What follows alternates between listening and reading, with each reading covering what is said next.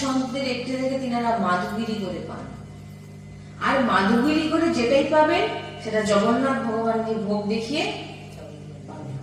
ভগবানকে ভোগ দেখিয়ে যে জিনিস পাবেন সেটা কিন্তু পাপ গ্রহণ করছেন।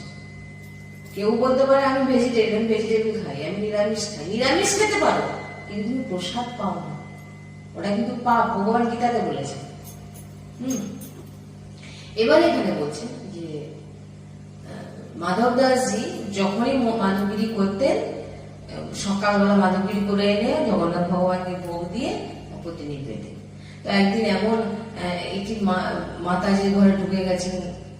দেখুন ভক্তের চরিত্র কেমন হয়। ভক্ত সবসময় সবার মঙ্গল করে, সন্ত সবসময় সবার মঙ্গল করে, কখনো তার খারাপ চায় না।